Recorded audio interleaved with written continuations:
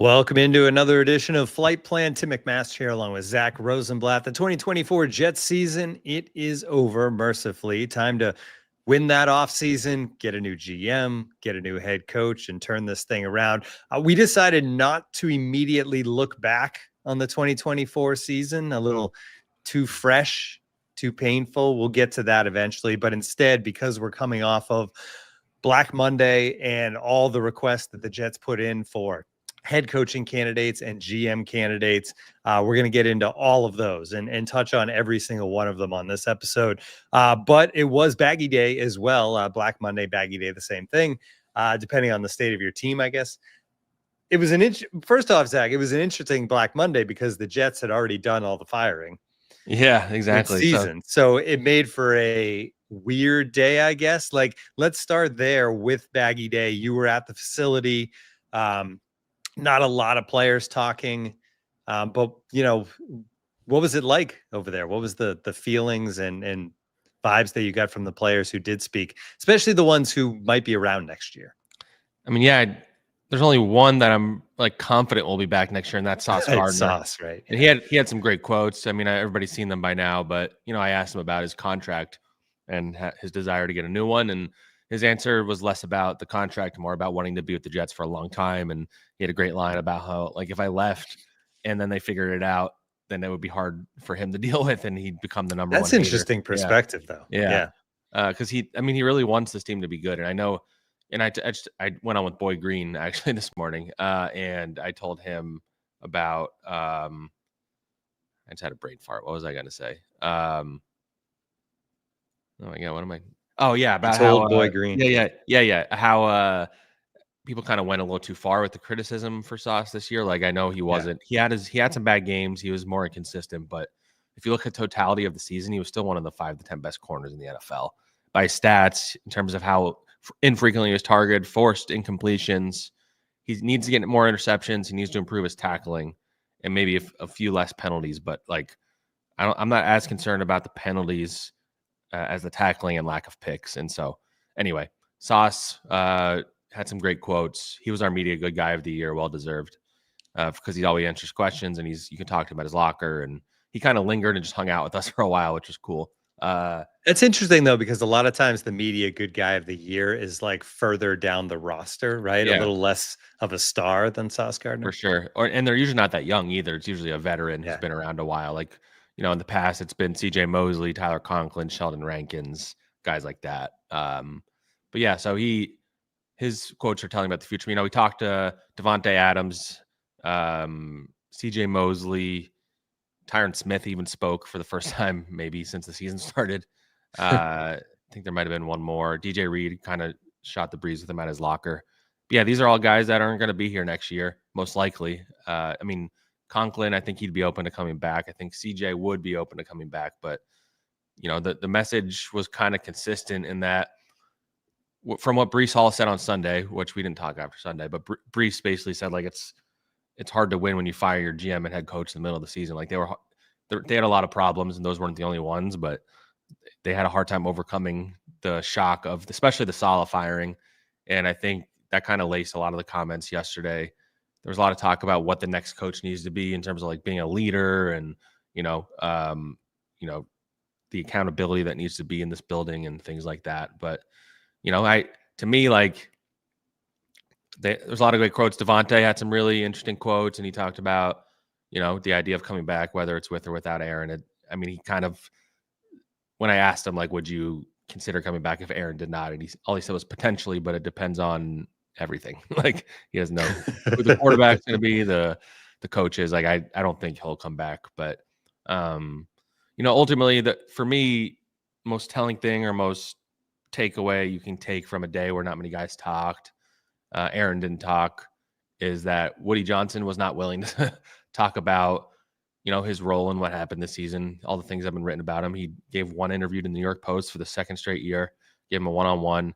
He took one question from us Sunday, where Rich Cimini asked him his evaluation of the season, and he basically celebrated the last win as if everything else before it didn't matter. And then he was pulled away by the PR staff, and they decided that was enough of a media availability for the year. When he fired Joe Douglas, he fired Robert Saleh.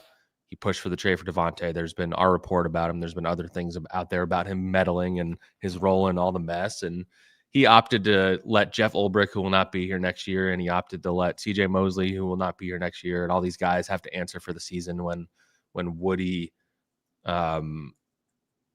is a big reason why they are where they are. And he, I think the fans could have stood to hear something from him about the future and how involved he's going to be going forward, and how they're approaching this process, and maybe address some of the concerns that have been out there. But he decided not to. So we go into the offseason, and I've seen a reaction in which I kind of get this, is some fans don't want him to talk because when he talks, he tends to say things like thinking it is overrated, or it doesn't do any good, right?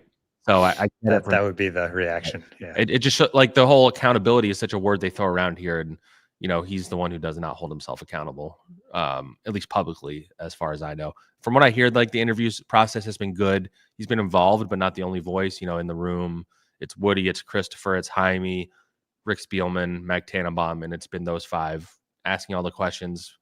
Mike Tannenbaum, I think, has been the leader in terms of like making calls, setting up interviews, like the quick interview request barrage that they had yesterday. I think was Tannenbaum. But yeah, I think there was a little awkwardness in terms of just like Jeff Ulbrich he handled it with class, and he did his best, but ultimately it's Woody needed to be the one who spoke, and he decided not to. So we'll talk to him at the earliest whenever they hire a coach and GM, I would think, at the latest at the owners' meetings, but at some point he'll have to speak to us. So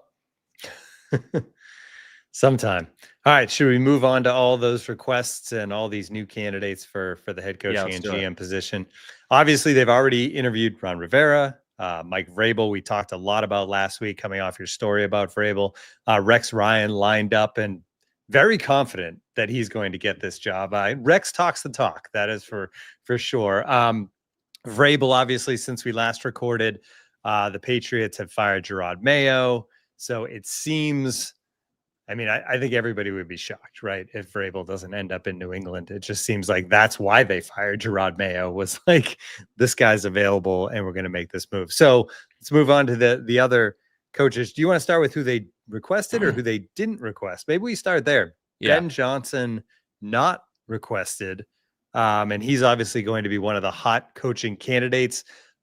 Is that because they just kind of know he's not interested in this job? What's the reasoning for not wanting to at least interview Ben Johnson, who everyone else was going to interview, I think? Yeah, I gotten some rumblings that Ben was not interested in this job like weeks ago. I think he's been very selective in general. If you look at last year, he just pulled himself out of the head coaching races. He's not going to take every interview. I think he's been requested by the Jaguars, Patriots, and Bears. We'll see if he takes all three. All three have better quarterback situations than the Jets, and that's ultimately what I think it's going to come down to for him. I still have questions about who he is as a leader because I just don't know. Like that's the big unknown with him. He's very clearly like a genius at play calling. He's very creative and clever, but he wouldn't be the first creative genius to become a head coach and not like be able to run the whole operation. So I have questions about that and the idea of throwing it, making him one of the highest paid coaches and stuff. But I get the interest. Anyway, the Jets, I think, probably get the vibe that he's not interested, and so they're not pursuing him. And I have a story that's out this morning about all the things I'm hearing about the GM and head coaching search. They haven't requested some of the guys I think they would have or will still potentially. And Liam Cohen is the big one. The Buccaneers, I'd heard he's a top candidate for them. He only just got his first request today. I don't think they're done requesting, but I think this is like their first wave. They're not going to be able to interview any of these people in person until January 20th. The virtual interviews can only go through the 19th, but guys who are playing this weekend can't interview until next week virtually. So it's a very convoluted process. I think they're going to do their due diligence, which some people have made fun of them, which I think is ridiculous. Do your due diligence, talk to everybody. They're talking to experienced people, inexperienced. This isn't my story. One of the guys they requested is Arthur Smith. I don't think he's going to be interested. So I know Jets fans were pretty upset when they heard that they requested him. I don't think he's going to be interested, and I don't think he'll be the Jets coach. Cliff Kingsbury is another one I heard that won't really have interest. The Jets liked him in the past. They did not request him, so maybe they know that. And there's some other names out there that I have in the story. Like Anthony Lynn is a unique name that I heard recently. Coached the Chargers for a while. He's kind of bounced around the league a little bit. He's a running backs coach in Washington. He was on Rex Ryan's Jet staff. he's a name I heard that they've at least done research on. So there's some names that they haven't interviewed yet. There's some that they don't need to request interviews for, like college coaches or fired coaches like Rex, or if they decide to interview like Doug Peterson, or let's say Mike McCarthy gets fired, they could request Mike right now technically, but you really want the fan base to revolt. Yeah. That one up. So there's, I don't think they're done requesting necessarily, but this is the first wave, and it's a very interesting group of candidates. I don't know if you want to do the head coaching group first. Yeah. Let's go through the head coaches that were requested. We'll start. We mentioned Ben Johnson. Let's stay with the Lions and the other side of things. Aaron Glenn, obviously the defensive coordinator there, was, if you saw Monday Night Football, Lions, Vikings, I mean, the things that defense did against Sam Darnold were super impressive, and what they've done all year, despite being shorthanded too. First round pick of the Jets back in 1994. He was a Pro Bowl corner for the Jets. And he worked for the Jets at one point along the way, but let's start there. How serious a candidate is Aaron Glenn? I think he's the most serious candidate. I still think Vrabel is a number one target. I do believe that. I don't know that there's confidence he'll become the Jets coach after the Patriots open. Vrabel is interviewing for the Bears job. It wouldn't surprise me if, he's going to interview for the Patriots, obviously. Wouldn't surprise me if he even interviewed for another one, maybe. Not sure which one, but I don't think that's going to wrap up immediately. I know, and we addressed this last week. I'll say it again. He was not using the Jets for leverage. He doesn't need leverage. I think the fact that maybe the Patriots saw it as, oh crap, we can't let him go to the Jets. I don't think that's the case. They fired him as soon as the game ended. I think that decision was made before Sunday, if anything, maybe a week or two before that. I don't think the Jet, maybe Robert Kraft was sweating a little bit that he hadn't fired a coach yet and that the Jets were talking to him. But ultimately, Vrabel's intentions were genuine with the Jets interview. I think it was a very good interview from both sides. And that going forward, he's going to take the Bears interview, which is tomorrow, I believe. He's going to do his due diligence. Ultimately, I still think he winds up with the Patriots, but again, it was not a leverage play. But anyway, that was a little sidetrack. But Aaron Glenn, I think he's the top candidate. The main resistance I hear from people, number one, not been a head coach. That's a fair criticism. You never know what you're getting with someone who has not been a head coach. That's a fact. Number two is they shouldn't hire a defensive coach again. It never works. It doesn't matter. I'm so tired of hearing that crap. It doesn't matter if you're a defensive or offensive coach. You need the best coach who can run an operation. Hopefully they come with a plan like, this is going to be who my offensive coordinator is, and that's a good plan. Ideally, it's not an inexperienced offensive coordinator because that can be bad. But ultimately, you want the best leader who can change the culture when you're coming to this building. And Aaron Glenn has that ability. He's a really good defensive play caller. The game on Sunday night definitely didn't hurt him. They were dominant, and I think he's doing this with maybe the most injured group in the NFL. That defense is playing well, and they've lost half their best players. Aiden Hutcherson hasn't played all year. He might come back, but and Aaron Glenn's a leader. He has a unique background in that he started in scouting, which you can't really say for coaches usually. So I think he is a good evaluation. I've seen people saying he's just another Todd Bowles. I do not see that. Todd Bowles does not really have much personality. I think he's a solid football coach, but he was not a head coach material for the Jets. I think Aaron Glenn would know what he's getting into, and I believe this team would rally around him. So I'm pro Aaron Glenn, and I think he's the most likely candidate still. All right, next, Brian Flores, currently Vikings defensive coordinator. He was the Dolphins head coach back in 2019 to 2021. Famously didn't get along with Tua during that stretch. Did have 2 winning seasons, though, and then maybe more famously, a lawsuit after being fired and all of that. There's a lot of baggage there with Flores, but he seems to have kind of put it behind him with the Vikings. He's part of that Belichick coaching tree, which has mixed results, to put it politely. Yeah, Flores would maybe be my top target, if not Vrabel. I like Glenn, but Flores he won a little bit in Miami, not a lot, and obviously there's a lot of stuff. I think he's probably learned a lot. He's done an amazing job as the DC for the Vikings, and they play a different style of defense. He's going to blitz the crap out of it, and I actually think that someone like Sauce will like that, because as long as the guys are getting pressure up front, that makes his job a little easier. Might make it more likely that he gets interceptions. The leadership part of it, he probably would ruffle some feathers, but I think that might be what they need here. They need somebody who, a new sheriff in town type of guy, it seems like the Vikings players do love Flores, which is notable because I don't think the Dolphins players did. So maybe he's learned something there. But like he's in the Vrabel mold of a number one experienced coach, respective players.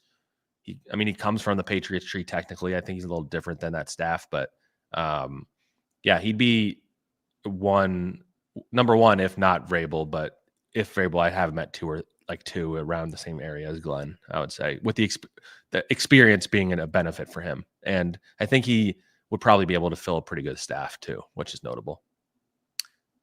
Joe Brady, Bills offensive coordinator. He's only 35 years old, a younger guy. His star started to rise back in the college ranks. He was the OC at LSU at Joe Burrow when they won the national title. And then he kind of went in there and completely changed that offense in 1 year.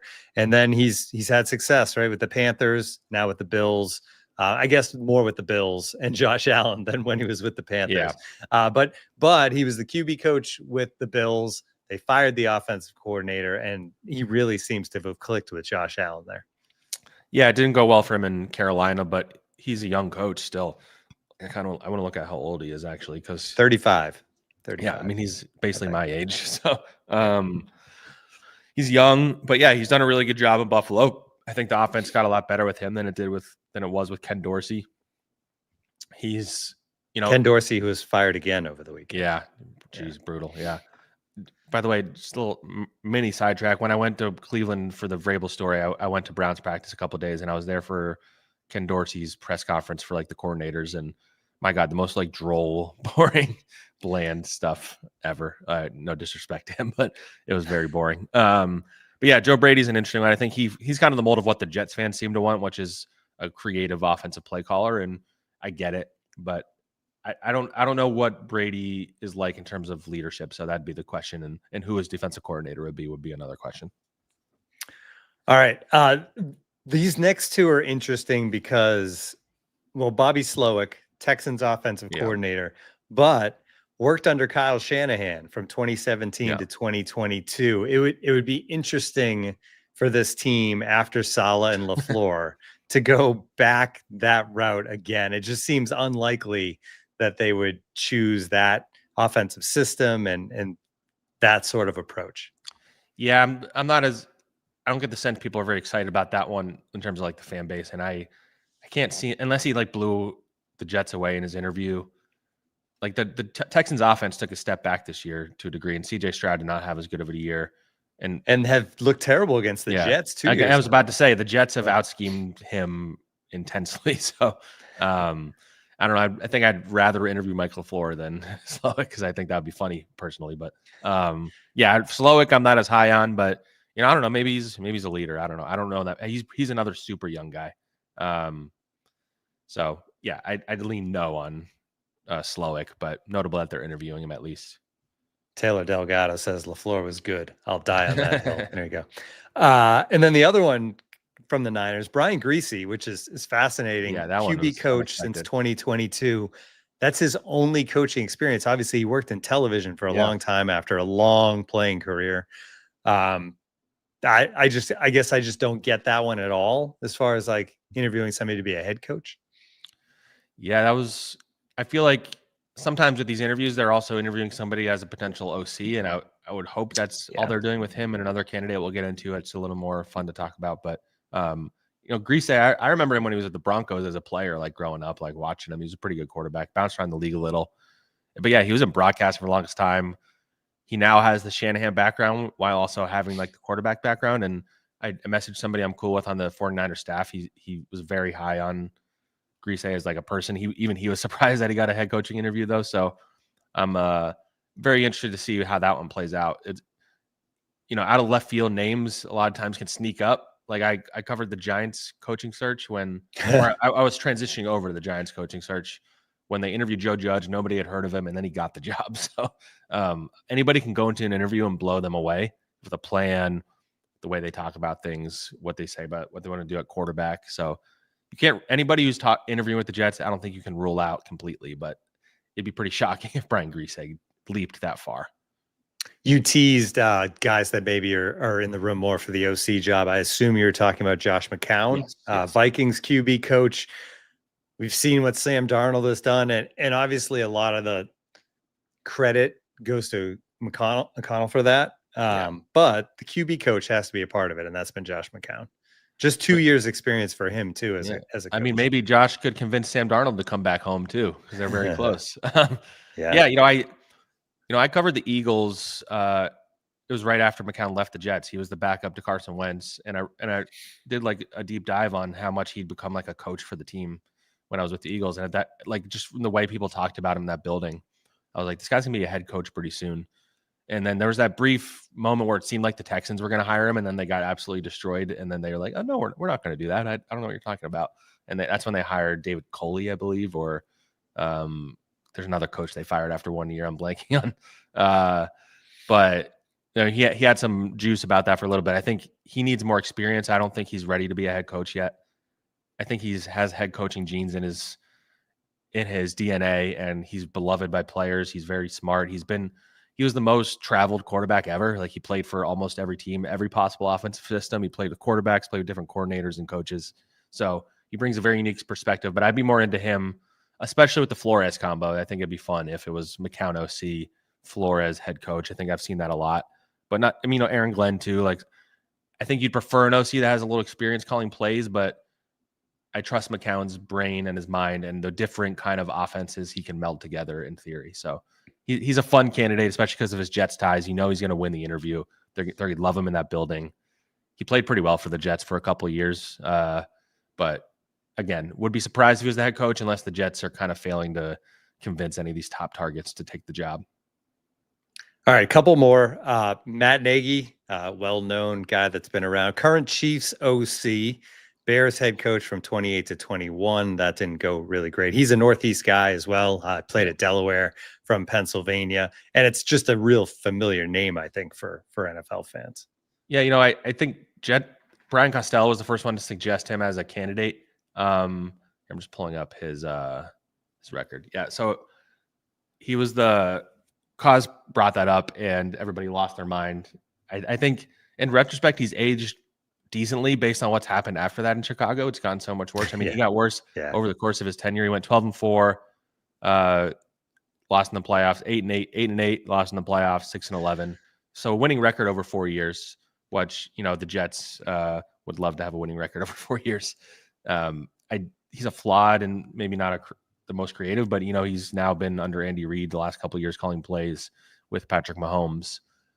The whole case that Cos made makes sense, where, like, okay, if Andy Reid or Patrick Mahomes calls Woody and gives an endorsement, is that going to seal the deal? The Jets are interested. We'll get into the GM candidates. They're interested in somebody in Kansas City. So I think Nagy is a legit candidate. I don't think he's as bad as some on the list, but I also understand why people aren't excited by it, is what I would say. All right, one more. Vance Joseph. This is terrible, but I didn't realize or didn't remember that Vance Joseph was a head coach in the NFL. 2 years with the Broncos, 11-21 in that time. So not a great run. Now back with the Broncos as a defensive coordinator. So even though he failed as a head coach, clearly they liked him in Denver. Yeah. I mean, he turned that Broncos defense into something like special. Yeah. But I think what they're interviewing a lot of candidates that have head coaching experience, and he's on that list. And so, again, I don't blame them doing their due diligence. That would be a very underwhelming hire at the end of the day. Mm-hmm. But if they're looking for experience and some, I mean, he's a defensive coach, which goes against what every Jets fan seems to want. So, yeah, I don't think anybody would be happy with that, but I don't blame them for talking to him. It's good to talk to people, for sure. All right, GM candidates that were requested. We'll start with the one you just mentioned, which is the Chiefs assistant GM. And when you look down this list, they're knocking on the right trees as far as organizations, I think. But Mike Borgonzi, Chiefs assistant GM, been there since 2009. He kind of went all the way up the ladder with the Chiefs, almost to the top. So before I even get into the specific candidates, it's pretty unique that right now the Jets are the only GM opening. Like, it might not stay that way, but I can't remember an offseason where that was the case. All these head coach fires, but the GM staying safe. Like, it's crazy that teams are doing that. Joe Shane being safe, Trent Baalke surviving is bonkers to me. He's an awful GM, and Shad Khan basically was like, the head coach is going to report to me, and also who the head coach, whoever he hires head coach, could change my mind about firing him, which means you made the wrong choice by keeping him.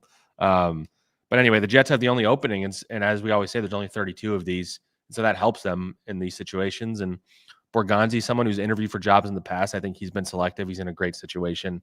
He would be my number one target. I feel like he's at the top of their list from what I gather, or near it at least, because of his ties to the Brett Veach is one of the best GMs in the NFL. So he'd be someone that'd be very intriguing. If you're hiring somebody that doesn't have experience leading the way, the complications with hiring GM candidates is that, like, you don't know what these guys actually do when they're not the GM. Like, you can, oh, he runs the draft, this, and this. You don't actually know. So that's why teams generally tend to target GMs from well-run organizations like the Eagles, the Ravens, the Chiefs, Lions now, things like that, because you just hope that they're in that culture and they learned a lot, and then they can bring that to the table. And so that's what you'd be hoping for with Borgonzi. Speaking of the Eagles, Alec Halaby, the Eagles assistant GM since 2022. He had 6 years VP of football operations there too. Another guy who was with a top class organization for a long period of time. Yeah, and he's really been a big part of their like analytics department in Philly. So he's very analytical GM, I think, in the Andrew Berry type mold is what I would say. I don't know a lot about him in terms of the impact he made behind the scenes, but the Eagles have done a really good job producing GMs, potential GMs, front office people. Like Brandon Brown and Ian Cunningham are both on the list of people I think the Jets will interview, and they both came through the Eagles. So it's an interesting name that I hadn't thought of when I was building the list that I was thinking of candidates. All right, some guys that do have GM experience. Ray Farmer, currently the Rams senior personnel exec. He was the Browns GM back in 2014 and 2015. Yeah, Ray Farmer. Yeah, it didn't go very well when he was in Cleveland. I don't think it goes very well for many people when they're in Cleveland, though. So hard to blame from that. He's been with the Rams. Again, well-run organization, Les Snead. From what I understand, Jordan Rodriguez tweeted this. I think he's run the draft room for them, and he has experience. He's well-respected around the league. So, again, won't be the most exciting hire, but he's somebody that's being in the Rams organization is a good one to pull from, I would say. Ryan Grigson is an interesting name. Had a lot of success with the Colts. I mean, he was there 2012 to 2016. Never had a losing season when he was Indy. He did have Andrew Luck as his quarterback, which is helpful. Chuck Pagano was the head coach that whole time as well. So had success there. Obviously, the success started better than it kind of went downhill from the start slowly. And then he's been with the Vikings here as the VP of player personnel. And I believe he had a pit stop in Philly. Let me pull that up real quick. Yeah, he was director of. Oh no, that was before the Colts. Okay, so but he was in the Seahawks organization briefly too. He's out of the experienced candidates. I think he's an intriguing one. I think he's aged pretty well in Indy because they've been a disaster. Chris Ballard got all this hype, and he keeps being safe, even though he fails to find a quarterback year after year after year. And I know, you're not doing much work when you draft Andrew Luck number 1 overall, but it's pretty clear that Grigson did a better job of building a winning roster than Chris Ballard has. So, if the Jets are looking for an experienced candidate, I don't know that the list is very long of like guys they can get. And so I think he would be one of the top ones. And I think he has a legit shot at this job, I would say. All right, then the last one, Trey Brown, Bengals senior personnel exec. Senior personnel exec is like clearly the difference between that and assistant GM to me is, I don't know. But he was also with the Eagles. Yeah, Trey Brown, he's not one I really knew much about before yesterday. I think he's another analytics heavy guy. The Bengals have done a pretty good job of building that roster, though it fell apart this year defensively. Again, I don't know enough about him to really comment completely, but he's a unique one, especially because of the analytics background. I think they're pulling from all these different walks of like GM history or like backgrounds, which I think is interesting for sure. Like I think some of these guys could hypothetically be candidates to be an assistant GM as well. I think that's it, right? Those are the requests. Ian Rappaport just reported one. The Packers VP of player personnel, John Eric Sullivan. Don't know anything about him, so I can't comment completely. But key lieutenant to Brian Gutekunst, the Packers GM. He's risen up the ranks in Green Bay over the last 2 decades, Ian said. Packers are a consistent winner. another good organization to pull from ultimately. I don't know if he has a relationship with Aaron or if that would impact. I was going to say that probably means Aaron definitely isn't coming. I would think back he at least knows him. Yeah, true. Yeah, if he's Gutekunst's lieutenant, Aaron hated Gutekunst. So, yeah, I don't know much about this guy, but getting a one candidate from all the winning organizations is not the worst idea. Yeah. All right. I did want to touch on the picks pool, which rolls along. And the reason I want to touch on it is here's look at where we sit. If you're checking us out on YouTube, you can see the standings. It is a 2-way tie at the top right now. And because of that, we're going to let this thing play out throughout the playoffs and decide it at the end of. Let's try to get this going here.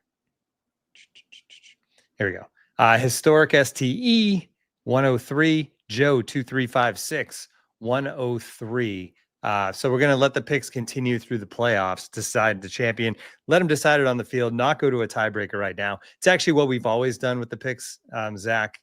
When it's been just the people on the pod that's doing it or whatever, is we've always gone through the Super Bowl. So we will continue to do that, how to decide who gets the big watch prize this year. Yeah. So keep going, guys. They've separated themselves by 4 picks. So with limited playoff games, and you have to pick all the playoff games, it'd be hard, I think, for anyone else to catch up, but who knows? There's a big weekend this weekend, and if somebody makes a move, they could close that gap for sure. So just wanted to throw that out there and remind people, if you're still going, to get those picks in. We also may have something for whoever finishes with the highest percentage, because I realize along the way people miss a week here, miss a week there.